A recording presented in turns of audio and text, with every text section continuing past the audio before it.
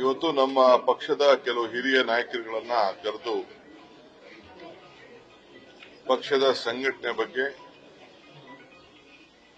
ಕೆಲವು ಸಲಹೆಗಳನ್ನೆಲ್ಲ ಪಡೆದಿದ್ದೇನೆ. ಅವರು ಕೆಲವು ಅನೇಕ ಮಾರ್ಗದರ್ಶನಗಳನ್ನು ಕೊಟ್ಟಿದ್ದಾರೆ.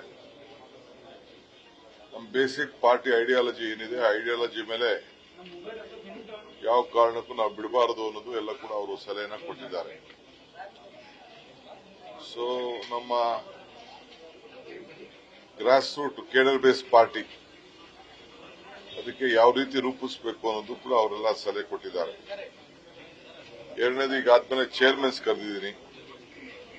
ಚೇರ್ಮನ್ಗಳಿಗೆ ನಾವು ಪಕ್ಷ ಎಷ್ಟು ಜವಾಬ್ದಾರಿ ಇದೆ, ಅವ್ರು ಯಾವ ರೀತಿ ನಡ್ಕೊಂಡು ಹೋಗಬೇಕು, ಪಬ್ಲಿಕ್ ಹತ್ರ ಯಾವ ರೀತಿ ಕೆಲಸ ಮಾಡಬೇಕು, ಪಾರ್ಟಿಗೆ ನೀವು ಆಫೀಸ್ ಬೇರೆ ಸಲ್ಲದೆ ಹೋದ್ರು ಕೂಡ ಪಕ್ಷದ ಕಾರ್ಯಕರ್ತರು ಜನರ ಭಾವನೆಯನ್ನ ಯಾವ ರೀತಿ ನೀವು ಕೆಲಸ ಮಾಡಬೇಕು, ಬಹಳ ಹುಷಾರಾಗಿರಬೇಕು. ನೀವು ಕೆಲವೆಲ್ಲ ಟ್ರಾಪ್ ಮಾಡ್ಲಿಕ್ಕೆ ಪ್ರಯತ್ನ ಮಾಡ್ತಾ ಇದ್ದಾರೆ, ನೀವು ಬಹಳ ಬುದ್ಧಿವಂತಿಕೆಯಿಂದ ಇರಬೇಕು ಅಂತೇಳಿ ಅವ್ರಿಗೆ ಮಾರ್ಗದರ್ಶನ ಕೊಡಲಿಕ್ಕೆ ನಾನು ಕರೆಸಿದ್ದೇನೆ. ಸರ್, ಕುಮಾರಸ್ವಾಮಿ ಅವರು ಮಾತಾಡಿದರೆ ಯಡಿಯೂರಪ್ಪರ ಮೇಲೆ ದ್ವೇಷದ ರಾಜಕಾರಣ ಮಾಡ್ತಾ ಇದ್ದಾರೆ ಕಾಂಗ್ರೆಸ್ ಹೀಗೆ ಎಷ್ಟು ಸ್ಟೇಟ್ಮೆಂಟ್ ನೋಡಿ, ನಾವ್ ಯಾಕೆ ದ್ವೇಷದ ರಾಜಕಾರಣ ಮಾಡೋಣ?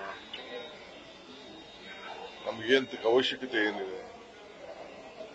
ಕಾನೂನು ಏನಾಗಿದೆಯೋ ದ್ವೇಷದ ರಾಜಕಾರಣ ಮಾಡಬೇಕಂದ್ರೆ ಫಸ್ಟ್ ಡೇನೆ ಇಂಥ ಪರಿಸ್ಥಿತಿಗಳಾಗ್ತಿತ್ತು.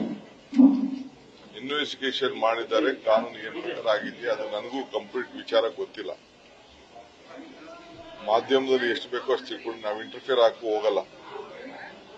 ಅವ್ರು ಏನ್ ಬೇಕಾದ್ರೂ ಮಾತಾಡ್ಲಿ, ಅವೆಲ್ಲ ನಿಧಾನ ಅದಕ್ಕೆಲ್ಲ ಉತ್ತರ ಕೊಡೋಣ. ಅವ್ರೇನೋ ಪಾಪ ಮಾತಾಡ್ಬೇಕು, ಮಾತಾಡ್ತಾರೆ. ನಾವ್ ಯಾರ ಮೇಲೂ ದ್ವೇಷದ ರಾಜಕಾರಣ ಮಾಡಲಿಕ್ಕೆ ಹೋಗ್ತಾ ಇಲ್ಲ. ನ್ಯೂಸ್ ಫಸ್ಟ್ ನಿರ್ಭೀತಿಯಿಂದ ನಿಮ್ಮ ಪರವಾಗಿ.